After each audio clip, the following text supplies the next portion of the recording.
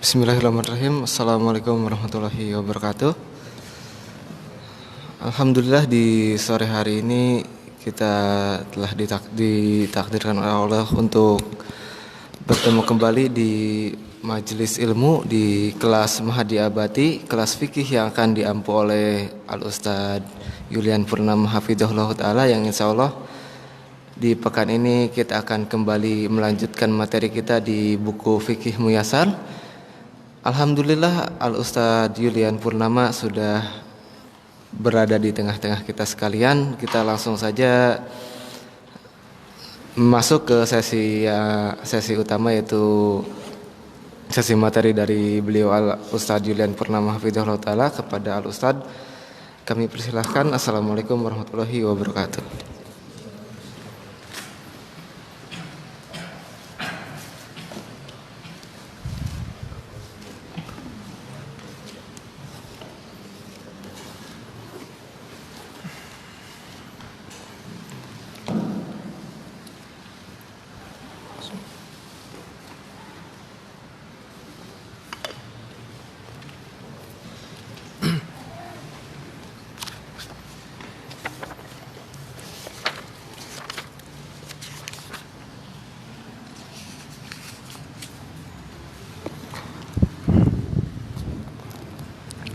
Ya, bismillahirrahmanirrahim. Assalamualaikum warahmatullahi wabarakatuh.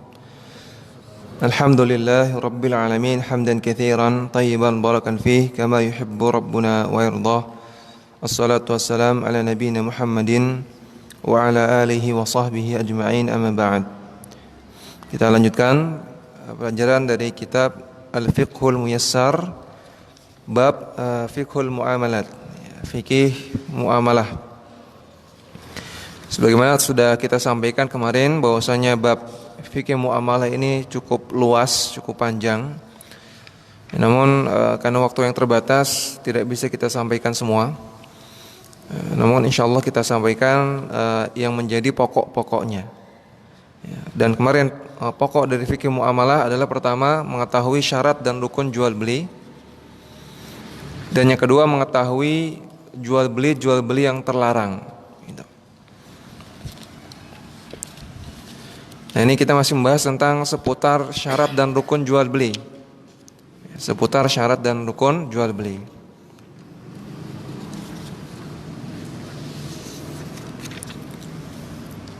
Ya, atau bahkan sudah membahas jual beli yang terlarang ya. Kemarin jual beli yang terlarang. Ya, jual beli setelah azan di hari Jumat. Kemudian berjual beli terhadap sesuatu yang menolong maksiat. Kemudian jual beli seseorang di atas transaksi saudaranya. Kemudian jual beli di atas jual beli, asyira ala syira. Kemudian yang kelima bai'ul inah. Bai'ul inah. Kemudian jual beli yang terlarang selanjutnya yang keenam adalah bai'ul mabi' qabla qabdihi, menjual barang yang diperjualbelikan sebelum qabd. Sebelum qabd. Ya, qabd ini kadang disebut juga dengan taqabud. Ya, taqabud. Ya, ta, qaf, kemudian alif, kemudian ba, kemudian dot. Taqabud. Kadang juga disebut dengan at-taslim, kadang juga disebut dengan at-takhliyah. Banyak istilahnya. Al-qabdu kadang juga disebut at-taqabudu, terkadang juga at-taslim, terkadang at-takhliyah. Itu maksudnya sama. Ya, kita sampaikan supaya nanti nggak bingung kalau buka kitab yang lain kok beda istilahnya. Ya. Kadang digunakan at-takhliyah, kadang at-taslim. Apa itu qabd? Qabd adalah at-takhliyah bainal aqidi wal ma'qudi alaih. Penyerahan dari orang yang menjual kepada pembeli, atau penyerahan antara dua orang yang bertransaksi, penyerahan barang maksudnya, ala wajhin yatamakkanu minat tasarrufi bila mani'in, sehingga orang yang mendapatkan barang itu bisa tasarruf, bisa mentransaksikannya lagi bila mani'in, tanpa penghalang, hasbal urfi, sesuai dengan urf. Itu definisi dari al-qabdu, penyerahan barang dari penjual ke pembeli sehingga pembeli bisa mentransaksikan lagi barangnya tanpa penghalang sesuai dengan urf. Maksudnya caranya sesuai dengan urf. Ini namanya qabd atau taqabud atau takhliyah tadi. Misalnya seseorang membeli baju. Seseorang membeli baju. Ya. A membeli baju ke B. A membeli baju ke B, maka A menyerahkan uang ke B. B menyerahkan baju ke A. Nah, qabd itu adalah proses penyerahan baju dari B ke A sehingga A nantinya bisa memanfaatkan atau mentransaksikan lagi bajunya. Entah mau dia jual, entah mau dia sedekahkan, entah mau dia buang gitu ya. Yang penting si A sudah menguasai baju tersebut. Itu proses penyerahan dari B ke A sehingga si A bisa mentransaksikan baju tersebut. Kalau si A baru menyerahkan uang, kemudian B bilang bajunya besok ya, belum jadi, atau bajunya masih di gudang, saya nggak bawa sekarang misalnya, bajunya besok. Nah, Maka ini dinamakan belum terjadi qabd, belum terjadi taqabud. Kemudian tadi disebutkan hasbal urfi, sesuai dengan urf, cara penyerahannya. Cara penyerahannya sesuai dengan urf. Kenapa ada tambahan seperti ini dalam definisinya? Karena beberapa barang sulit untuk dipindahkan, seperti rumah. A beli rumah ke B. A beli rumah ke B. Tentunya B nggak bisa memindahkan rumahnya diserahkan ke A. Ya, nggak bisa ada proses pemindahan fisik. Karena rumah, dan rumah itu memang dicari karena tempatnya di sana, nggak perlu dipindahkan. Nah, sehingga cara qabdnya gimana? Cara qabdnya sesuai dengan urf. Kalau menurut urf, misalnya penyerahan akta jual beli ini sudah dianggap sebagai penyerahan kepemilikan, maka itulah qabd. Ya. Andaikan B sudah menyerahkan akta jual beli ke si A, secara urf di masyarakat tersebut sudah dianggap sebagai perpindahan kepemilikan, maka itulah qabd. Nah, jadi dalam hal ini qabdnya tidak ada perpindahan fisik, namun sesuai dengan urf. Ya, ini termasuk dalam kaidah al-adah muhakkamah. Al-adah muhakkamah. Adat itu bisa menentukan hukum. Ya, atau kaidah al-urfu haddun lima lam yuhaddid bihi asy-syar'u.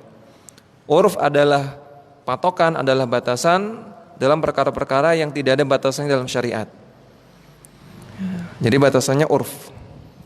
Atau contoh yang lain, misalnya jual beli motor.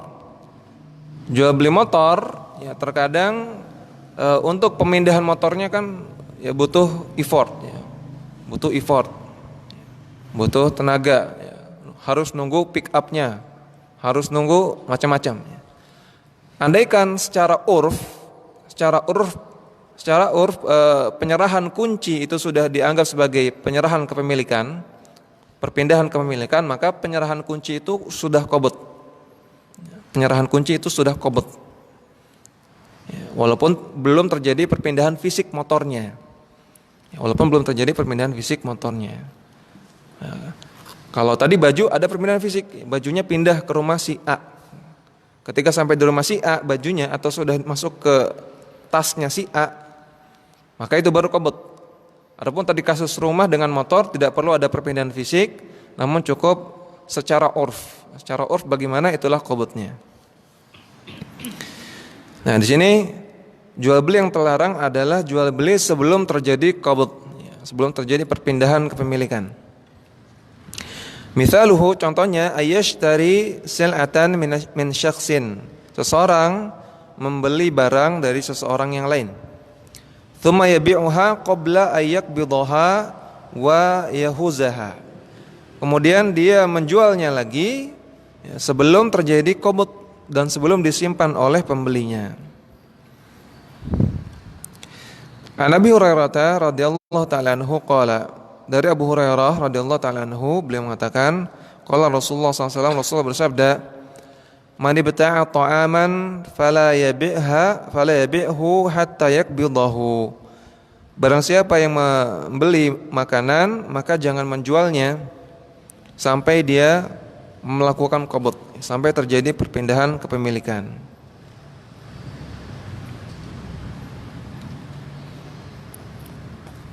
Ya, hadis ini sahih riwayat Bukhari Muslim. Ya, maksudnya siapa yang menjual makanan, ya, kemudian belum diserahkan kepada pembelinya, ya, maka jangan dijual dulu sebelum pembeli yang pertama tadi menyimpannya, memegangnya, ya, sampai dia terjadi qabd, sampai terjadi perpindahan kepemilikan. Wa an Zaid bin Thabit radhiyallahu ta'ala anhu anna Rasulullah sallallahu alaihi wasallam, dari Zaid bin Thabit bahwasanya Rasulullah SAW naha an tubta as-sil'u haitsu tubta. Nabi melarang menjual barang dagangan ketika dia dijual. Dilarang menjual lagi barang dagangan setelah selesai dijual lagi. hatta yahuzaha at-tujjar ila rihalihim. Ya, sampai para pedagang yang membeli barang tersebut yahuzahu menyimpannya di rihalihim, di hewan-hewan tunggangannya. Ya. Nabi melarang barang yang sudah dijual belum sampai kepada pembelinya sudah dijual lagi. Hadis ini riwayat Abu Daud disahihkan oleh An-Nawawi. Fala yajuzu liman ishtara syai'an ay yabi'ahu hatta yakbidahu qabdan taman. Maka kesimpulannya tidak boleh seseorang membeli sesuatu sampai dia syai'an yabi'ahu yang dia beli hatta yakbidahu sampai terjadi qabd, ya, dengan qabdan taman, dengan perpindahan kepemilikan yang sempurna. Intinya qabd disyariatkan seperti ini hikmahnya supaya tidak terjadi hilah, supaya tidak terjadi penipuan, supaya tidak terjadi kerancuan. Ini barang milik siapa? Ya, kalau sudah terjadi taqabud, sudah terjadi takhliyah, maka barang jelas ini punya siapa. Ya, sehingga tidak terjadi membeli atau menjual barang yang bukan miliknya, sehingga tidak terjadi bai'inah, ya, tidak terjadi penipuan dan yang lainnya. Ya. Kalau sudah terjadi qabd maka jelas, ya, semuanya jelas, barangnya jelas, pemiliknya jelas. Itu hikmahnya. Kemudian yang ke-7, bai'ut thimari qabla buduwi salahiha. Menjual buah-buahan sebelum jelas bagus tidaknya. Ya, menjual buah-buahan yang masih belum matang. Ya, masih belum matang, masih belum jelas nanti apakah akan matang atau akan busuk atau terkena hama, belum jelas. Namun sudah dijual, ini tidak diperbolehkan. La yajuzu bai'ut thamarah qabla ayyabduwa salahuha. Tidak diperbolehkan menjual buah-buahan sebelum dia jelas, ya, bagusnya, sebelum dia jelas baik tidaknya. Khaufan min talafiha aw huduthi aibin biha qabla akhdhiha. Karena dikhawatirkan dia akan rusak atau terjadi aib sebelum diambil. Sehingga ketika seseorang misalnya A membeli buah dari B, A membeli buah dari B, misalnya buah apa? Buah rambutan misalnya, dalam keadaan masih hijau, ya, masih hijau belum matang. Maka A menyerahkan uang 2 juta, nih saya beli 1 pohon 2 juta. Kemudian pohon rambutan ini jadi milik si A, ya. Uangnya diserahkan ke si B. Nah, kemudian setelah berlalu waktu ternyata kena hama, ya, kemudian si A tidak bisa memanen rambutannya atau cuma sedikit yang bisa dipanen. Maka A rugi, ya. A rugi, dia sudah serahkan uang 2 juta, namun dia nggak dapat apa-apa atau dapatnya sedikit. Ya, maka ini termasuk memakan harta orang lain dengan cara batil. Si B telah memakan harta si A dengan cara batil. Makanya kata Nabi SAW dalam hadis Anas bin Malik di sini, Rasulullah SAW bersabda, "Ara'aita in mana Allahu ats-tsamarata bima ya'khudhu ahadukum mala akhihi." Bagaimana menurutmu ketika Allah Ta'ala melarang engkau untuk membeli buah-buahan, maksudnya yang belum matang, bima ya'khudhu ahadukum mala akhihi, dengan alasan apa kalian mengambil harta saudaranya, ya, dengan cara batil? Dengan alasan apa kalian mengambil harta saudaranya dengan cara batil? Ya, karena ini merugikan, jelas merugikan. Ya. Dan ini gambling juga, termasuk maisir. Ya, ketika dibeli masih belum matang, maka gambling, bisa jadi matang beneran, bisa jadi enggak, bisa jadi selamat, bisa jadi kena hama. Makanya termasuk juga maisir, termasuk judi. Hadisnya tadi riwayat Bukhari Muslim, sahih. Kemudian dari Ibnu Umar radhiyallahu taala anhuma, qala, beliau mengatakan, naha Rasulullah sallallahu alaihi wasallam an bai'its thimari hatta yabdu wa salahuha. Rasulullah SAW melarang untuk jual beli buah-buahan sampai jelas bagusnya. Nahal ba'i'a wal mubta'. Nabi melarang orang yang menjualnya dan Nabi melarang orang membelinya. Hadis riwayat Bukhari Muslim. Jadi yang dilarang penjualan dan juga pembelinya. Wa ya'rifu wa yu'rafu bi budu salahiha bi ihmari thimarin nakhil awis firariha. Dan apa tandanya buah tersebut sudah bagus? Apa tanda, apa patokan bagusnya buah tersebut sehingga sudah boleh untuk diperjualbelikan? Tandanya dengan bi ihmari thimarin nakhil, dengan adanya warna kemerah-merahan atau isfirar atau kekuning-kuningan. Ya, jadi intinya sudah ada tanda matangnya. Sudah ada tanda matangnya. Dalam setiap jenis buah tentunya tanda matangnya beda-beda ya. Mungkin ada yang tandanya merah-merah, ada yang tandanya kuning-kuning, ya, ada yang tandanya mungkin malah hitam-hitam. Ya. Ini tergantung buah-buahnya ya, nggak harus merah, nggak harus kuning. Jadi ketika sudah mau ada tanda matang, walaupun belum matang benar, maka sudah boleh untuk diperjualbelikan.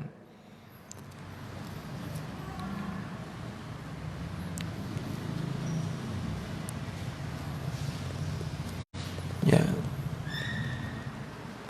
Wa fil anabi ayyusawwad wa tabdu al halawah fihi. Untuk buah anggur tanda matangnya adalah dia sudah kehitam-hitaman ya, dan sudah mulai ada rasa manis.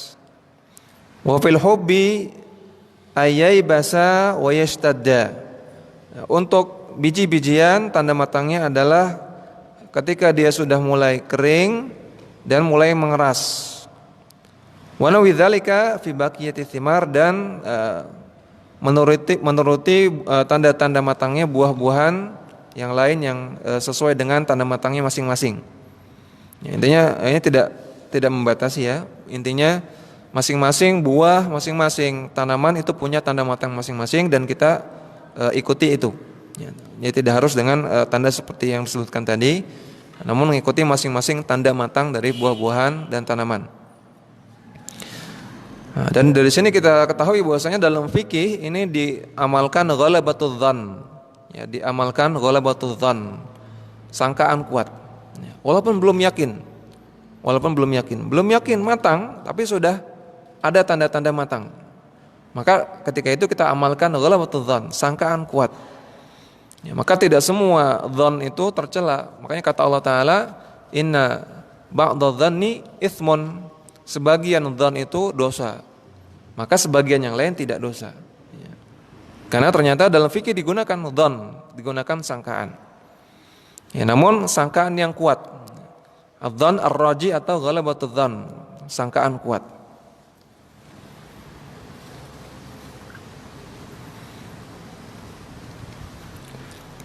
Yaitu yang ketujuh, jual beli yang terlarang adalah jual beli buah-buahan yang belum jelas matangnya. Kemudian yang kedelapan, an-najshu. Najash. Apa itu najash? Wa huwa ay yazid asy-syakhsun fi thaman as-sil'ah al-ma'rudah lil bai'. Wa la yuridu syira'aha wa innama li yughirra ghairahu biha. Seseorang menambahkan menambahkan harga barang al-ma'rudah lil bai' yang ditampakkan ketika diperjualbelikan. Wala yuridu syira'aha, namun menambahkan barang tersebut bukan ingin membeli. Inama li yughirra ghairahu, untuk menipu orang yang lain. Wa yarghabuhu fiha, sehingga orang lain tersebut ingin membelinya. Wa yarfa'u si'raha, dan menaikkan harganya. Ya, jadi kerjasama. Seorang penjual kerjasama dengan pihak ketiga. Yang pihak ketiga ini nanti tugasnya pura-pura nawar. Misalnya harga barang ini aslinya misalnya 100.000. Ya, ketika orang rame sedang lihat-lihat, sedang pilih-pilih, kemudian datanglah si pihak ketiga ini yang sudah sudah kerjasama, sudah janjian.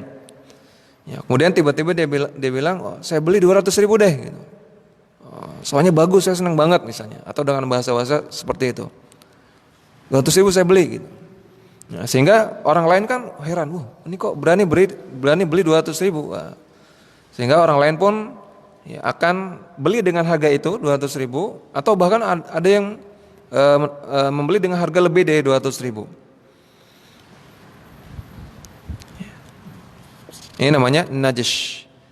Atau terjadi juga ketika lelang. Ketika lelang, misalnya suatu barang dilelang. Ya, harga lelang dibuka, misalnya apa ya? Misalnya motor. Dilelang harga pembukaan 2 juta. Harga pembukaan 2 juta, ya, karena motor jadul misalnya. Kemudian datanglah pihak ketiga tersebut yang sudah kerjasama dengan pihak pelelang. Nah, dia langsung nawar harga 4 juta. Langsung awalnya 2 juta, dia nawar 4 juta. Nah, maka orang akan ngira, oh ini motor kayaknya istimewa nih, kok bisa ditawar dari 2 juta jadi 4 juta gitu. Nah, sehingga nanti ada yang nawar, oh saya 4,5 juta. Yang lain lagi, oh saya 5 juta. Yang lagi 5,5. Wah, jadi harganya tinggi. Harganya tinggi dan orang-orang berlomba-lomba untuk mendapatkannya. Ya, padahal itu sudah akal-akalan, sudah kerjasama antara pihak pelelang dengan yang nawar pertama tadi. Nah, ini jual beli najish namanya, an-najish. Dan ini jelas merupakan penipuan, ya. Jelas-jelas merugikan orang dan jelas-jelas merupakan kezaliman. Dan ini dilarang dalam syariat. Ya, dari Ibnu Umar radhiyallahu taala anhuma, beliau mengatakan anna Rasulullah sallallahu alaihi wasallam naha 'anin najshi. Bahwasanya Rasulullah SAW melarang jual beli najish. Melarang jual beli najish. Ya, hadis sahih riwayat Bukhari Muslim. Ya, karena jelas ini merupakan penipuan, kezaliman dan hilah, tipu daya, ya. Ini jual beli yang terlarang. Adapun mungkin ada yang bertanya riba bagaimana? Nanti riba kita bahas sendiri. Ya. Kemudian al-mas'alah as-sabi'ah, masalah selanjutnya yang masih terkait dengan syarat dan rukun jual beli atau terkait dengan jual beli yang terlarang, masih ada kaitannya, yaitu al-iqalah fil bai'. Al-iqalah fil bai'. Iqalah. Jadi ada istilah iqalah. Iqalah secara bahasa artinya al-fasakh, fasakh, membatalkan. Aqala yuqilu artinya membatalkan, al-fasakh. Ya, jadi iqalah fil bai' artinya membatalkan transaksi jual beli. Al-iqalah raf'ul aqdi alladhi waqa'a bainal muta'aqidain wa fasakhuhu biridahima. Iqalah artinya mengcancel akad yang terjadi di antara dua orang dan membatalkannya dengan keridhaan dari keduanya. Wa tahsulu bisababi nadami ahadil aqidain 'alal aqdi. Iqalah bisa terjadi pertama karena sebab nadam, menyesalnya salah satu pihak dari dua orang yang berakad. Menyesalnya salah satu pihak dari dua orang yang berakad. Maksudnya dia menyesal telah salah melakukan jual beli tersebut. Ya, misalnya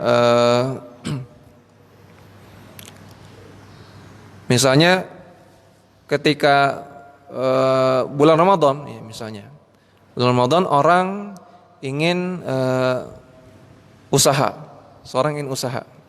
Kemudian dia berpikiran, oh kayaknya jualan korma ini laris, jualan korma laris, sehingga dia pesan kepada tukang grosir korma, dan dia modalnya mepet, dia punya modal cuman 5 juta misalnya, mepet. Selain itu nggak punya duit lagi, sehingga dia pun pesan kepada tukang grosir korma, Pak pesan korma 5 juta, saya mau jualan. Ya. Namun belum terjadi taqabud, baru pesan aja, Kemudian ternyata berjalan waktu, walaupun belum terjadi taqabud, ternyata dia lihat, ternyata korma kurang laris ini. Yang laris itu baju. Sehingga dia nyesel. Sudah pesan korma, saya punya duit terbatas ini, ingin saya putar karena saya uangnya mepet, cuma 5 juta, nggak punya duit lagi. Ya, ternyata kok malah yang laris itu bukan korma, yang laris baju. Sehingga dia menyesal, nadam. Harusnya saya beli baju aja. Ya. Maka dia melakukan iqalah kepada tukang grosir korma. Pak, saya nggak jadi beli kormanya, afwan. Ya, soalnya gini, soalnya saya nyesal. Saya kira kormanya laris dan macam-macam alasannya. Ya. Ya, maka kalau tukang grosir korma mengatakan yaudah nggak apa-apa, maka ya terjadi fasakh, ya, terjadi pembatalan. Oke, nggak ada masalah. Jadi iqalah dibolehkan, tidak terlarang.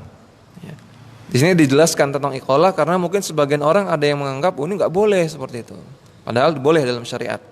Ya bahkan ada keutamaannya, termasuk akhlak yang bagus, termasuk keutamaan bagi si penjualnya, ya, bagi si pihak penjual. Nah itu sebab yang pertama, karena nadam, karena menyesal. Au yatabayyan lil mushtari annahu laysa muhtajan lis-sil'ah. Atau si pembeli baru menyadari bahwasanya dia tidak butuh kepada barang tersebut. Ya, dia tidak butuh kepada barang tersebut. Ya. Ya misalnya seseorang mau datang ke nikahan, temannya yang paling baik, sehingga dia pun pesan baju. Saya pesan gamis, saya ingin datang ke nikahan teman saya pengen berpakaian yang bagus. Kemudian dia pun pesan ke tukang jahit. Ketika pesan, ya sudah diberitahukan spesifikasinya gini, kemudian sudah dikasih tahu harganya segini, jadi dalam waktu seminggu misalnya. Misalnya baru dua hari istrinya ngasih tahu, Mas, ngapain pesan gamis segala? Ini yang kemarin masih bagus, baru beli. Gitu. Nggak usah pesan. Ini belum dipakai. Gitu. Nah, sehingga dia baru sadar, oh iya, saya punya ini gamis masih bagus. Ya. Sehingga dia baru sadar dia nggak butuh baju yang dipesan tersebut. Ya, dia nggak butuh baju yang dipesan tersebut. Nah, sehingga dia telepon, Mas, nggak jadi saya pesan bajunya, karena ternyata saya masih punya. Gitu. Ini sebab yang kedua, karena dia baru sadar dia nggak butuh terhadap barang tersebut. Aulam yastati daf'a thamaniha, atau sebab yang ketiga karena dia tidak sanggup untuk bayar. Ya, dia tidak sanggup untuk bayar. Ya contohnya tadi misalnya pesan gamis, ya, sudah sepakat harganya, misalnya gamisnya 250.000, wah, mahal, 250.000. Kemudian setelah berapa hari baru sadar, oh iya, ya, saya lagi nggak punya duit untuk bayar. Ya, ini aja untuk makan besok belum jelas. Ya, gimana nanti bisa bayar gamis minggu lagi? Maka dia daripada ngutang, mendingan dia telepon tukang jahitnya, Mas, saya nggak jadi, ternyata saya lupa, saya nggak punya duit. Ya. Jadi dia tidak mampu untuk bayar. Ini sebab yang ketiga. Maka fayarji kullun minal ba'i wal mushtari bima kana lahu min ghairi ziyadatin wala naqsin. Ya, maka masing-masing dari pembeli dan penjual mengembalikan haknya masing-masing. Ya, kalau sudah ada penyerahan uang, maka uang diserahkan. Kalau ada penyerahan bahan, maka bahan diserahkan. Ya, jadi pokoknya intinya kembalikan barang atau uang kepada yang pemiliknya semula. Ketika terjadi iqalah, ketika terjadi fasakh, tanpa adanya tambahan dan tanpa adanya pengurangan. Ya. Mungkin ada yang bertanya, wah tapi Ustaz, kasihan penjualnya. Gitu. Tadinya sudah dapat sudah dapat harapan, mau dapat order, malah nggak jadi. Ya. Oh, istilah zaman sekarang di PHP-in, ya. Di PHP-in. Sudah dapat tadi grosir korma, udah ada yang mau pesan 5 juta, udah seneng kan? Harusnya seneng. Ternyata nggak jadi, ya jadinya dia sedih, ya kan? Jadi sedih. Makanya syariat memberikan ganjaran bagi si penjualnya, ya, bagi si penjualnya yang memberikan iqalah tersebut. Ya, maka di sini disebutkan hatta 'alaiha Rasulullah SAW. Rasulullah SAW memberikan motivasi untuk memberikan iqalah. Biqaulihi, dengan sabda beliau, man aqala musliman bai'atahu aqalallahu atharatahu yaumal qiyamah. Barang siapa yang memberikan iqalah kepada seorang muslim dalam jual belinya, maka Allah akan memberikan iqalah kepadanya terhadap dosa-dosanya, terhadap aib-aibnya di hari kiamat. Ya, artinya apa? Artinya Allah akan memfasakh, Allah akan mengcancel, menghapuskan aib-aibnya, menghapuskan dosa-dosanya di hari kiamat.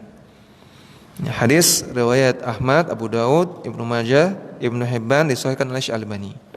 Ya, maka tadi walaupun di PHP-in, walaupun nggak jadi dapat order, tapi insya Allah dapat ganjaran yang besar dari Allah Subhanahu Wa Taala, dihapuskan dosa-dosanya. Ya, maka hendaknya jangan jangan merasa sedih ketika memberikan iqalah kepada seorang muslim.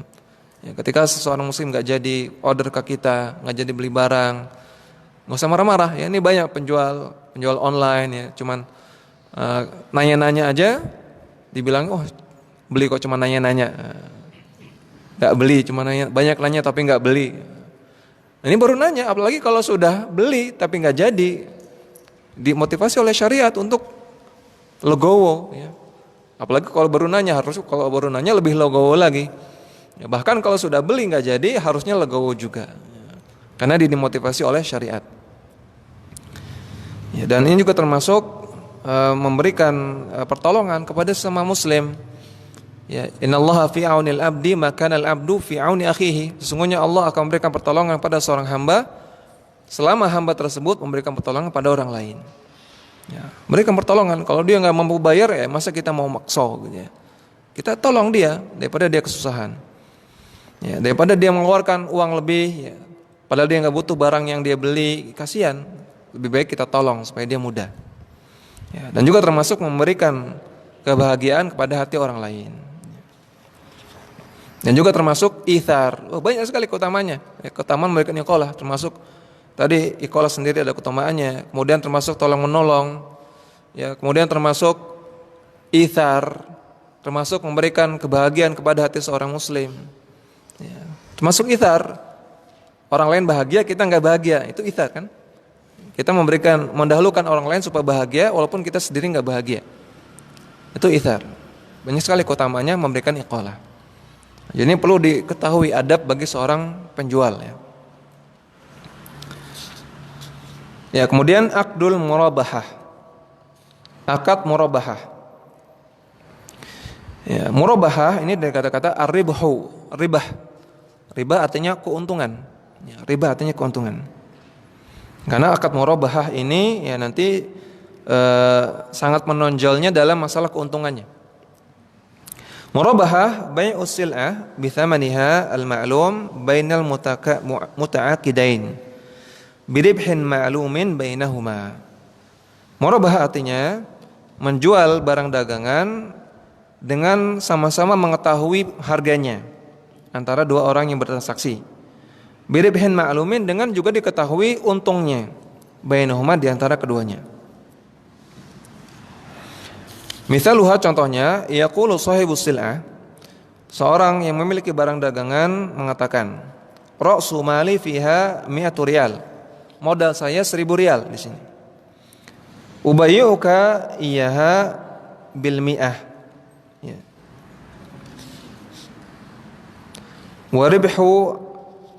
Waribhu asyaratu riyalat.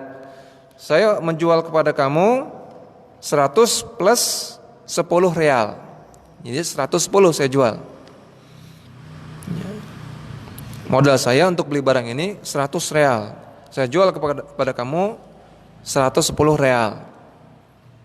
Ya, ini tentunya gambarannya masih kurang realistis ya. Yang realistis bukan seperti ini. Misalnya si fulan pengen beli motor. Ini solusi bagi yang mau beli motor tapi menghadapi banyak leasing-leasing yang riba. Solusinya murabahah. Fulan ingin beli motor, motornya harganya berapa? 10 juta misalnya. Ada nggak motor 10 juta? Nggak ada ya. Kalau second ada. Kalau second ada 10 juta insya Allah. Motor 10 juta. Ya. Kemudian dia datang kepada temannya, ya. Si A ya datang kepada temannya si B. B, saya mau beli motor. Ya, cuman saya nggak punya duit cash, 10 juta nggak punya. Gitu. Gimana kalau kamu beli motor tersebut 10 juta, nanti saya beli kepada kamu 12 juta deh, tapi kredit. Ya, kata si B, oh ya nggak masalah. Maka si B beli motor tersebut 10 juta ya, kepada ke dealer ya, kepada dealer 10 juta. Kemudian si B mengatakan, ya saya beli motornya 10 juta dari dealer, saya jual kepada kamu 12 juta. Jadi saya untung 2 juta. Maka ini murabahah karena sama-sama maklum semuanya. Modalnya maklum, keuntungannya maklum. Modalnya diketahui, keuntungannya diketahui oleh kedua belah pihak.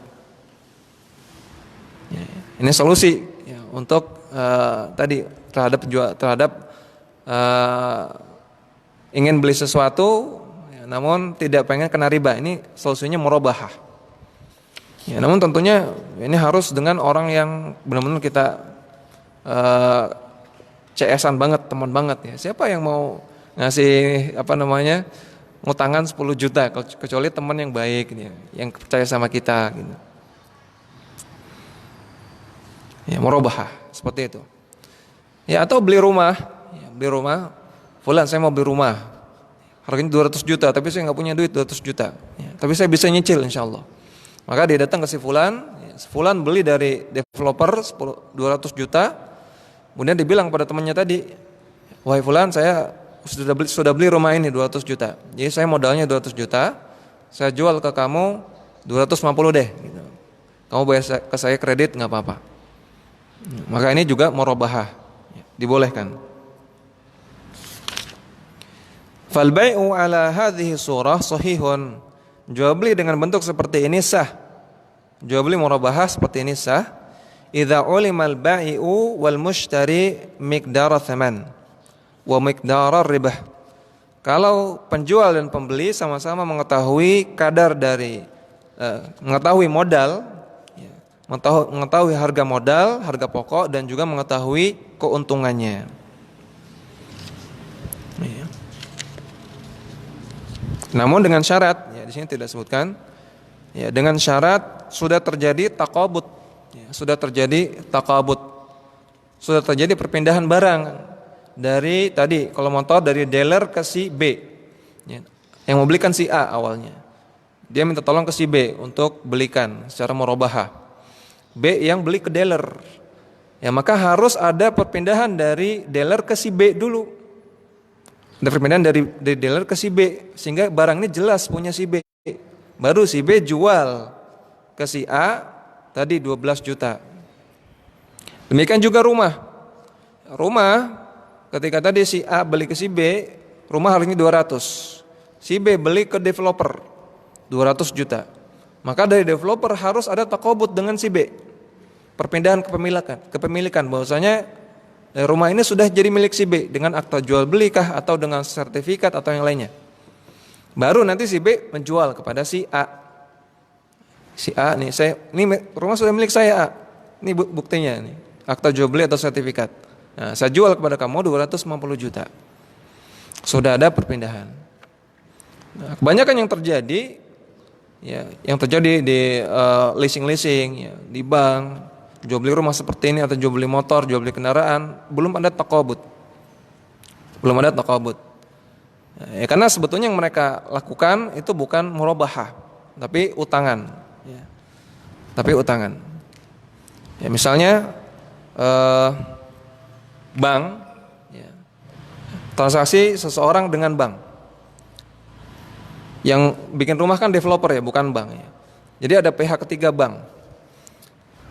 Mereka mengklaim bahwasanya ini murabahah. Nasabah minta bank untuk beli. Rumah ke developer. Sehingga nanti bank menjual ke nasabah dengan harga lebih. Nah, ini kan murabahah kata mereka. Jawabannya, pada kenyataannya tidak terjadi taqabud antara developer dengan bank. Tidak ada perpindahan kepemilikan.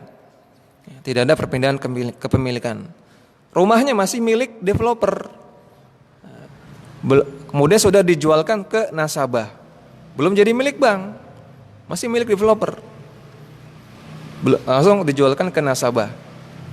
Ya, maka ini imma yang terjadi adalah bai qoblal qabdi, jual beli sebelum taqabud, dan ini hukumnya haram, enggak boleh. Atau sebetulnya yang terjadi adalah utangan.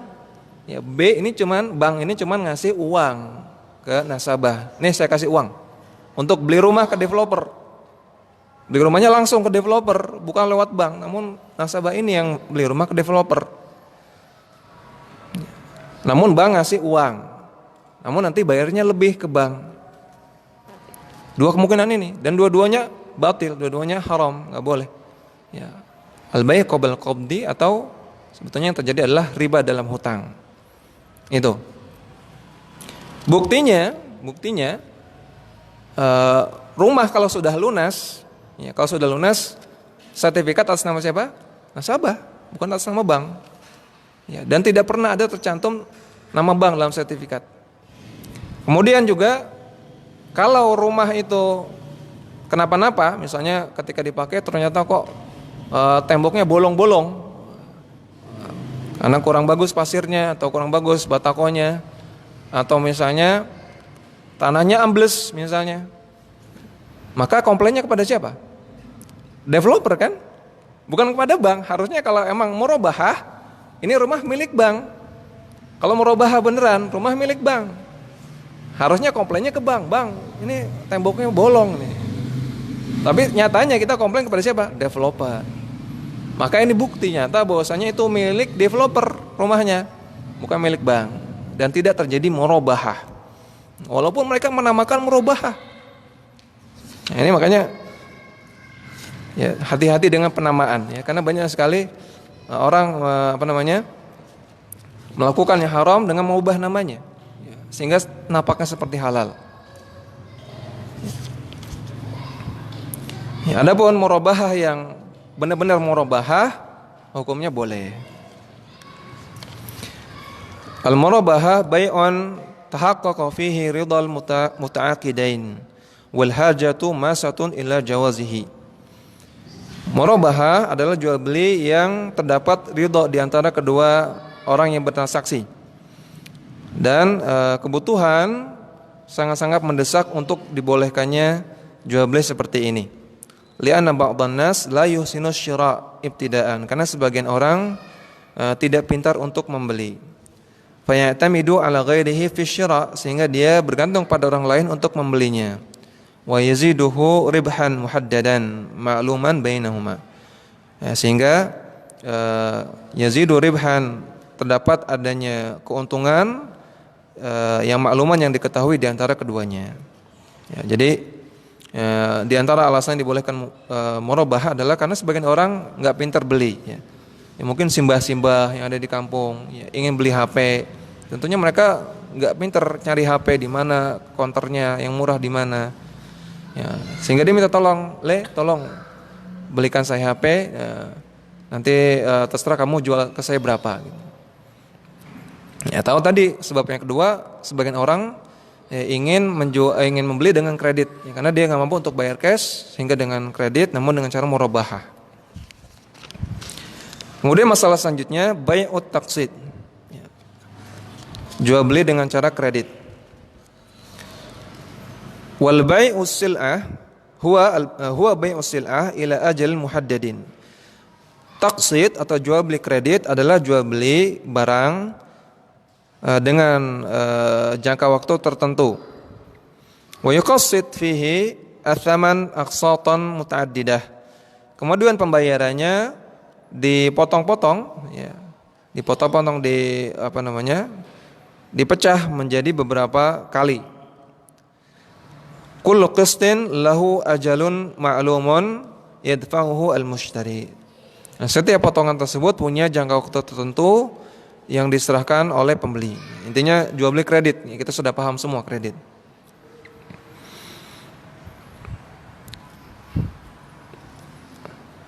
Hukmuhu al-jawazu. Hukum jual beli kredit hukumnya boleh.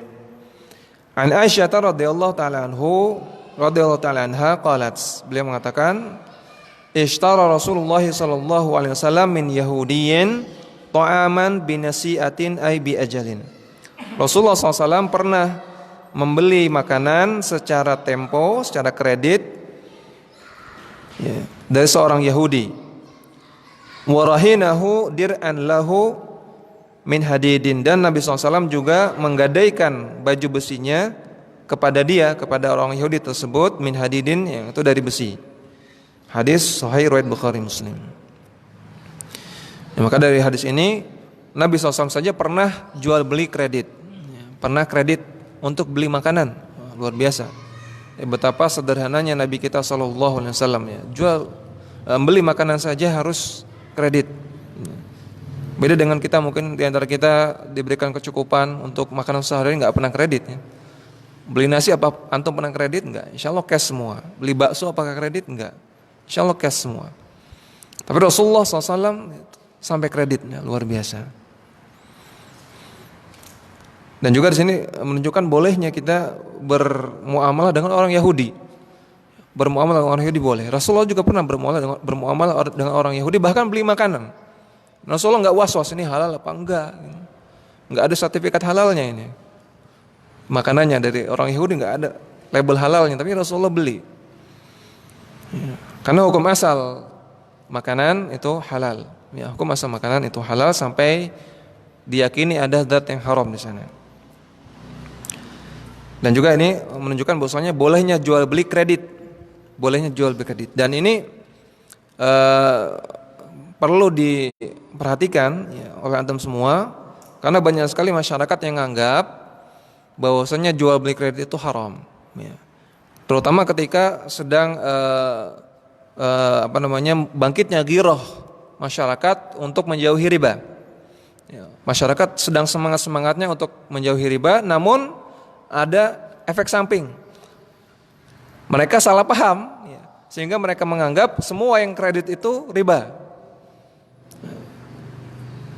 Ketika ustadz-ustadz mengatakan, oh, kredit motor di leasing, kredit motor di bank, kredit rumah di bank, itu riba. Nah, namun masyarakat salah paham, sehingga menganggap semua kredit itu haram, semua kredit itu riba. Padahal tidak demikian, kredit itu cuman metode pembayaran. Maka hukum asalnya boleh. Ya, kalau orang beli barang harga 100.000, dibayar 2 kali 50, boleh. Ini kredit. Ya, atau orang beli barang harga 1 juta, dibayar 10 kali 100.000, 10 kali, maka nggak ada masalah. Ya, boleh kredit. Ya, kemudian atau hutang, orang punya hutang misalnya 500.000, dibayar 5 kali 100, sebulan 100, 5 kali, boleh. Ya, karena taksid kredit itu hanya metode pembayaran. Ya, tentunya hukum asalnya boleh.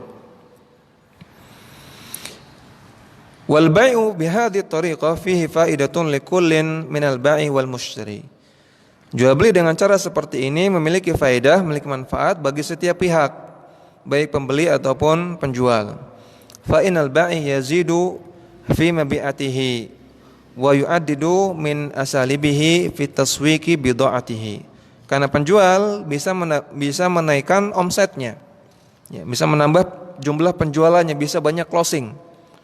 Dan dia yu'addidu min asalibihi, bisa memperbanyak metode pembayarannya. Ya. Ya, kalau semuanya cash mungkin orang merasa berat, tapi kalau penjualnya nawarkan ini bisa cash, bisa kredit, nah mesti banyak yang tertarik, ya kan? Sehingga dia lebih banyak omsetnya, lebih banyak orang yang beli, lebih sering closing. Fayubayyi'u naqdan wa taqsitan, sehingga dia bisa menjual dengan cash atau kredit. Wa yastafidu fi hali taqsid min ziyadati thaman muqabil al-ajal. Dan dia bisa mendapatkan faedah, ya, mendapatkan tambahan harga ketika menjual dengan cara kredit dengan adanya thaman, dengan adanya tambahan thaman sebagai ganti dari ajal, sebagai ganti dari tempo. Ya. Tentunya kalau pembayaran dengan tempo, tidak cash, ya, berarti di sana ada value of time. Kan ada nilai yang disebabkan oleh waktu. Ini yang belajar ekonomi insyaallah paham ya. Sehingga wajar kalau misalnya ada tambahan harga. Misalnya kalau cash harga barangnya 500.000. Tapi kalau kredit dibayar 10 kali 550. Ini dibolehkan. Ya, boleh. Yang 50.000 ini tambahan sebagai ganti dari ajal, sebagai ganti dari tempo. Ya, dan ini dibolehkan dalam syariat. Ya, boleh. Selama dia, nanti di sini ada syarat-syaratnya. Ya, selama dia sudah sepakat dari awal, ya, bahwasanya ini kalau kamu beli secara kredit tempo harganya 550, sepakat ya 550, oke sepakat. Nah, sudah sepakat di awal, maka itu boleh. Yang nggak boleh kalau misalnya perjanjiannya di awal 500.000 harganya, ya kemudian ketika telat ada tambahan 500. Nah, berarti tambahan dalam hutang. Beda lagi kalau ini tambahan dalam hutang. Maka ini riba. Ya, kemudian sebagian ulama memang melarang. Ya, melarang beda harga antara cash dengan kredit. Ya, namun alasannya bukan riba, bukan. Namun alasannya dua akad. Ya, dua akad dalam satu akad. Sebagian ulama melarang. Namun yang rajih wallahu taala alam adalah pendapat yang membolehkan. Pendapat yang membolehkan karena yang dimaksud larangan dua akad dalam satu akad adalah ketika seseorang keluar dari majelis akad tanpa kejelasan. Itu yang dimaksud. Ya. Misalnya tadi seseorang penjual menjual dengan cara cash atau kredit. Kemudian ada orang yang beli. Ya, dikasih tahu kalau cash sekian, kalau kredit sekian. Kemudian mereka ngobrol segala macam, nanya-nanya. Kemudian setelah itu pisah tanpa ada kejelasan ini belinya cash atau kredit. Ya, cuman sekedar kejelasan jadi beli. Namun tidak ada kejelasan ini cash atau kredit. Ini yang nggak boleh. Ini yang maksud dengan dua akad dalam satu akad. Ya.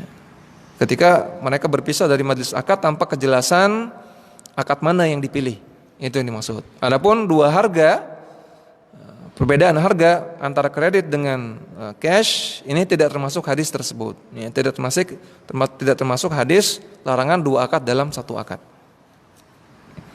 Nah, ini yang dirojihkan oleh Syekh Abdul Aziz bin Baz, ya, Syekh Muhammad Shalih Utsaimin dan para ulama yang lain. Ya, boleh.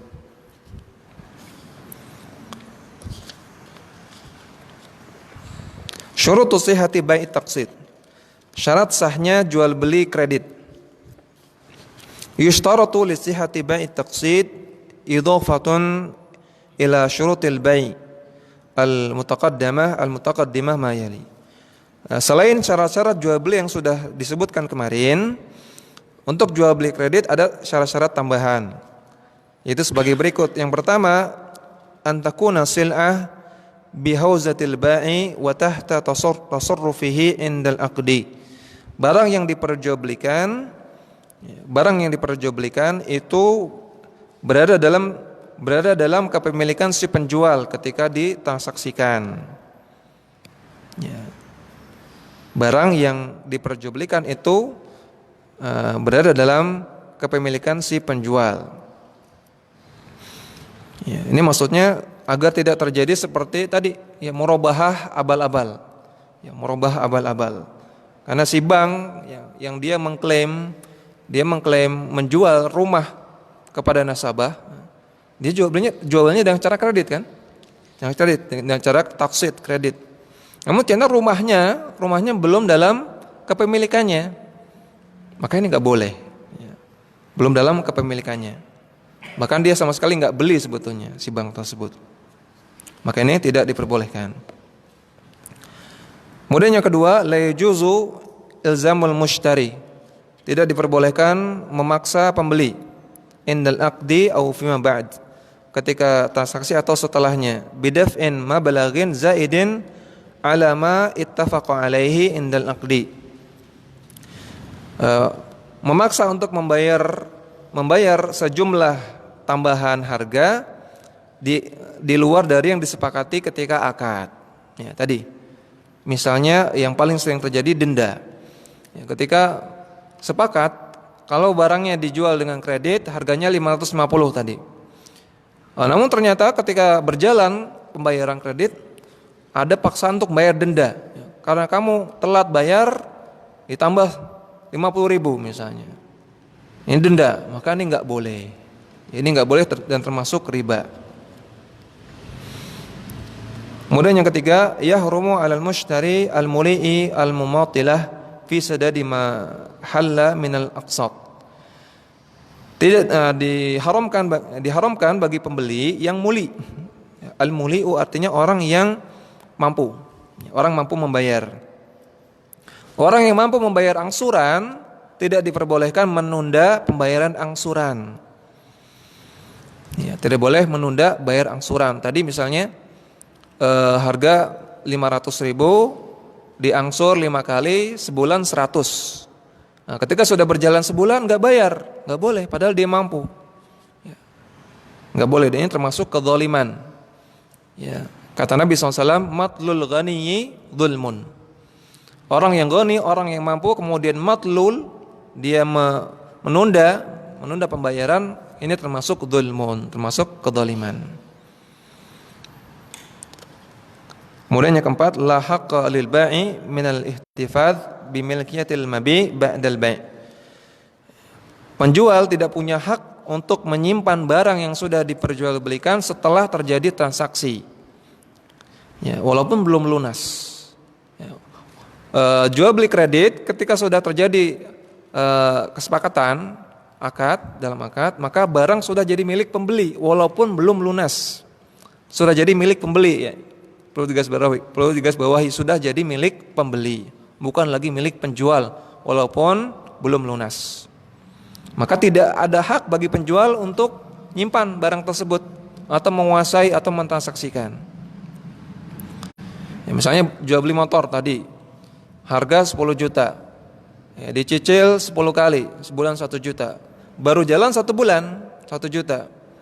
Ya, atau sudah sepakat belum ngangsur, ya, belum ngangsur tapi sudah sepakat. Maka motor ini sudah jadi milik pembeli, yang nggak boleh si penjual dealer ini menyimpan sampai lunas, nggak boleh. Atau selama belum lunas, maka nanti dia boleh seenaknya ngambil motor tersebut, nggak boleh juga, ya, nggak boleh juga. Sebagaimana yang banyak terjadi pada kasus-kasus debt collector, ya, dumeh belum lunas, dia dengan seenaknya, semena-mena ngambil motor tersebut. Ya, ini tidak diperbolehkan.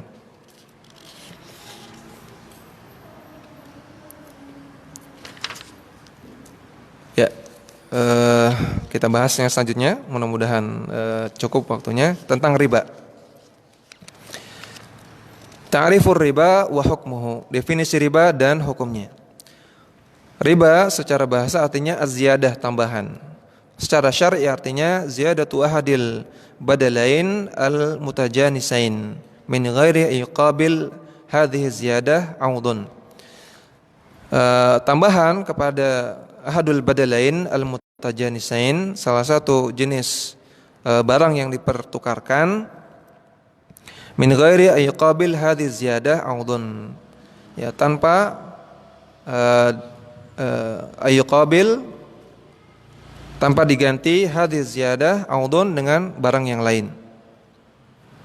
Ya, ini definisi kurang bagus. Ya, intinya menukarkan, riba itu menukarkan dua barang ribawi dengan adanya tambahan, itu aja. Menukarkan dua barang ribawi dengan adanya tambahan. Nanti akan kita bahas apa itu barang ribawi. Hukum riba muharramun fi kitabillahi ta'ala. Riba diharamkan dalam Al-Quran. Allah Ta'ala berfirman, wa halallahu al-bai'a wa harramar riba. Allah Ta'ala membolehkan jual beli dan mengharamkan riba. Allah juga berfirman, ya ayyuhalladzina amanu ittaqullaha wa dharu ma baqiya minar riba. Wahai orang yang beriman, ya, bertakwalah kepada Allah dan tinggalkan sisa dari riba. In kuntum mu'minin, kalau kalian beriman. Wa tawa'ada subhanahu wa ta'ala al-muta'amil bir-riba bi asyaddil wa'id. Dan Allah mengancam orang yang melakukan riba dengan ancaman yang sangat keras. Kata Allah Ta'ala, alladzina ya'kuluna riba, orang-orang yang makan riba, la yaqumuna illa kama yaqumul ladzi yatakhabbathu syaitanu minal mas. Mereka tidak akan berdiri di akhirat kelak kecuali sebagaimana berdirinya orang yang kerasukan setan. Ya. Maka ini celaan kepada orang yang makan riba, dicela dengan diberitahukan akibat buruknya nanti di akhirat. Yang menunjukkan bahwasanya riba termasuk dosa besar. Ya, kemudian juga Nabi SAW bersabda, atau dari Jabir beliau mengatakan, la'ana Rasulullah SAW akilar riba. Nabi atau Rasulullah SAW melaknat pemakan riba, wa mukilahu, dan pemberi makan riba, wa katibahu, dan penulisnya, wa syahidaihi, dan dua orang saksinya, wa qala hum sawaun. Dan Nabi mengatakan mereka semua dosanya sama. Hadis sahih riwayat Muslim. Wa qad ajma'atil ummah ala tahrimihi, dan ulama sepakat riba itu haram. Maka haramnya riba adalah ijma' ulama.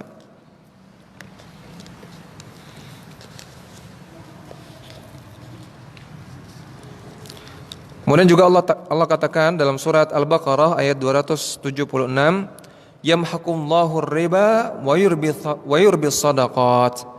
Allah akan membinasakan riba dan Allah akan mengembangkan sedekah. Kata para ulama ini maksudnya dua. Yang pertama, orang yang melakukan riba akan Allah hancurkan hartanya. Allah akan miskinkan dia. Allah akan buat miskin. Dan juga dalam hadis-hadis disebutkan demikian. Banyak hadisnya yang mengatakan Allah akan miskinkan orang yang makan riba. Yamhaqullahu riba, Allah akan hancurkan orang yang makan riba. Artinya Allah miskinkan. Yang kedua, andaikan Allah tidak miskinkan dia di dunia, maka Allah akan hancurkan keberkahannya. Hartanya tidak berkah walaupun banyak. Orang yang makan riba hartanya mungkin banyak namun tidak berkah. Ya, keluarganya cekcok terus, orangnya sakit terus, banyak masalah terus. Ini menunjukkan dia tidak berkah hartanya. Kemudian jenis-jenis riba. Yang pertama, riba fadl. Bahwa az-ziyadah fi ahadil badalain aribawiyain al-muttafiqain jinsan. Yaitu tambahan di antara dua barang yang dipertukarkan yang sama jenisnya. Ya, Nabi SAW bersabda dalam sebuah hadis sahih riwayat Bukhari Muslim, adz-dzahabu bidz-dzahabi, emas dengan emas, wal fiddatu bil fiddati, perak dengan perak, wal burru bil birri, gandum dengan gandum, wasyairu bisyairi, gandum kering dengan gandum kering, wa tamru bit tamri, korma dengan korma, wal milhu bil milhi, garam dengan garam, mathalan bi mathalin, yadan biadin, harus setara, harus senilai, dan harus yadan biadin, harus kontan. Faman zada aw istazada faqad arba. Yang menambahkan dari itu maka dia telah berbuat riba. Inilah riba fadl. Jadi dari sini, dari hadis ini, pertama kita dapati adanya definisi benda ribawi, barang ribawi. Ya, barang ribawi jangan dibayangkan bank. Ya. Namun barang ribawi adalah ini 6 benda yang disebutkan dalam hadis ini. Dhahab, fiddah, bur, syair, tamar, milah.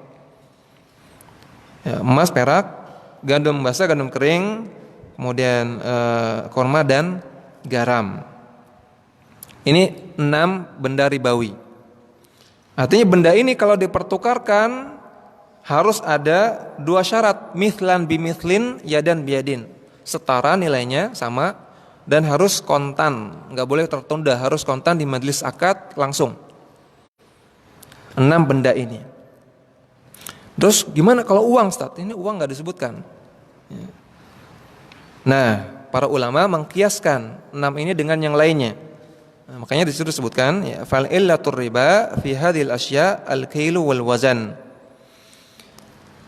Illah dari riba dalam benda-benda ribawi ini adalah al-kail wal wazan. Ya, timbangan dan takaran, ya, timbangan dan takaran. Maka semua benda yang ditimbang dan ditakar itu termasuk benda ribawi sebagaimana yang ada dalam hadis ini juga. Ya. Namun ini kurang tepat sebetulnya. Ya. Untuk zahab dan fiddah itu ilahnya tsamaniyah. Tsamaniyah itu mata uang. Sedangkan yang lainnya yang 4, bur, syair, tamar dan milah itu ilahnya baru kail wal wazan. Ya, jadi semua benda yang termasuk tsamaniyah dan semua benda yang ditimbang dan ditakar itu benda ribawi. Maka uang termasuk enggak? Termasuk. Uang termasuk. Karena termasuk tsamaniyah. Kemudian PayPal termasuk enggak? Termasuk PayPal, alat tukar elektronik. Bitcoin termasuk Bitcoin. Semua benda yang tsamaniyah, alat tukar mata uang, elektronik ataupun fisik termasuk benda ribawi. Kalau benda ribawi maka syaratnya 2, harus ada mithlan bimithlin, setara senilai ketika dipertukarkan, dan yadan biadin harus kontan, nggak boleh tertunda. Ya, misalnya jual beli emas, bayarnya sekarang, dapatnya besok, nggak boleh, ya, karena tertunda, tidak yadan biadin. Ya. Contoh lain, menukar uang di hari raya. Ya, nukar uang 100.000 bayarnya 120, nggak boleh karena tidak mithlan bimithlin. Itu semuanya riba. Tadi jual beli emas riba, jual beli ini tadi uang dengan ada tambahan itu juga riba. Kemudian yang kedua kita peringkas riba nasi'ah. Wa huwa az-ziyadah fi ahadil audaini muqabil ta'khir ad-dafa'. Adanya tambahan ketika mempertukarkan dua barang sebagai ganti dari takhir, penundaan, karena adanya penundaan. Ya, contohnya tadi jual beli emas secara tidak langsung. Ya, bayarnya sekarang, dapatnya besok atau bahkan seminggu lagi. Nah, ini nasi'ah, riba, tapi ribanya riba nasi'ah. Ya. Kalau tadi jual beli uang di hari raya itu riba fadl. Uangnya 100.000, bayarnya 120, itu riba fadl. Kalau jual beli emas tertunda itu riba nasi'ah. Ya. Karena secara logika saja emas itu harganya selalu berubah. Ya. Harga emas sekarang dengan besok beda. Ya, kalau belinya sekarang ngasihnya besok rugi, karena harganya besok udah beda. Andai kan dia dapatnya hari ini dijual besok kan dia dapat untung. Ya. Karena dia dapatnya besok nggak jadi dapat untung, maka ini kedzaliman jelas.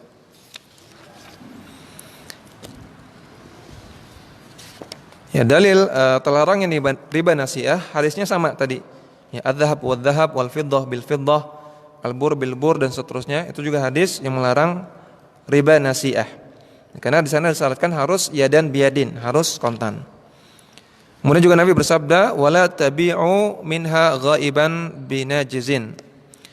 Tidak boleh kalian memperjualbelikan minha, salah satu di antara barang tersebut, ghaiban, ketika engkau tidak ada. Ya, ketika tidak hadir di majlis akad, artinya tidak langsung, tidak yadan biadin, tidak kontan. Kata Nabi tidak boleh. Kemudian kata Nabi dalam lafaz yang lain, man kana yadan biadin fala ba'sa bihi. Kalau diperjualbelikan yadan biadin secara kontan maka tidak mengapa. Wa man kana nasi'atan fahuwa riba. Namun kalau tertunda maka itu riba. Kemudian ada 2 syarat, ya. Suwar li ba'dil masail ar-ribawiyah. Ada 2 syarat dalam masalah riba ini. Kalau ini kita skip aja.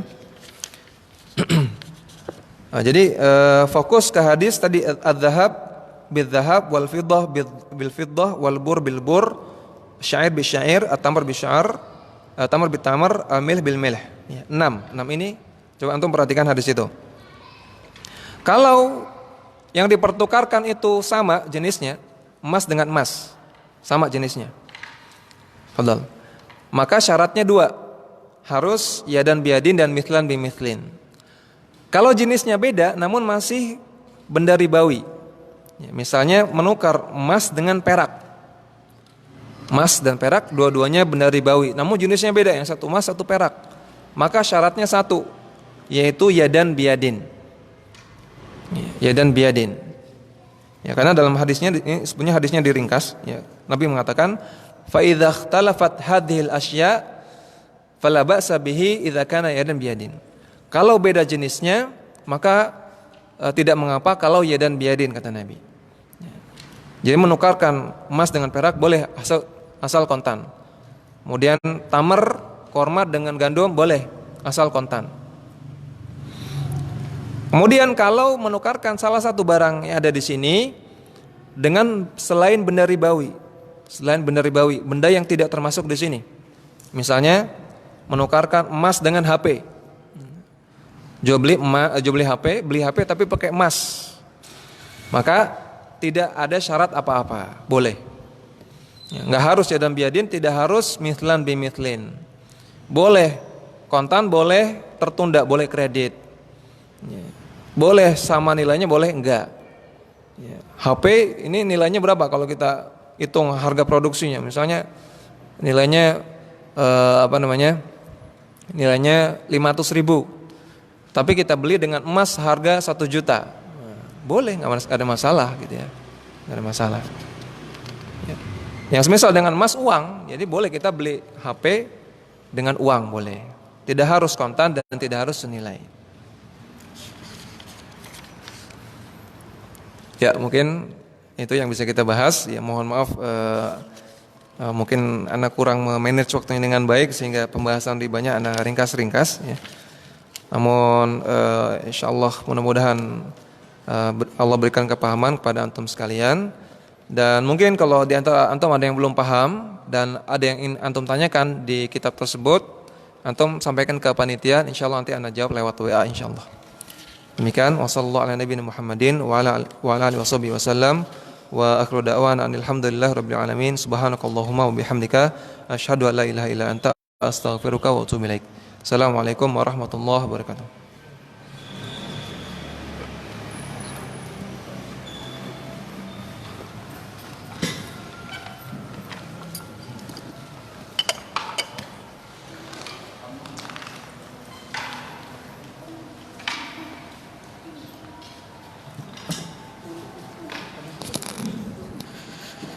Alhamdulillah, jazakumullahu khairan kepada Ustadz Yulian yang telah menyampaikan materinya pada pertemuan kali ini, dan diinformasikan kepada para santri yang belum mengisi presensi diharapkan untuk mengisi presensi yang ada di belakang dan untuk mengambil snack yang sudah disediakan. Sekian yang dapat kami sampaikan. Bila ada kurangnya mohon maaf sebesar-besarnya. Subhanakallahumma wa bihamdika asyhadu an la ilaha illa anta astaghfiruka wa atubu ilaik. Assalamualaikum warahmatullahi wabarakatuh.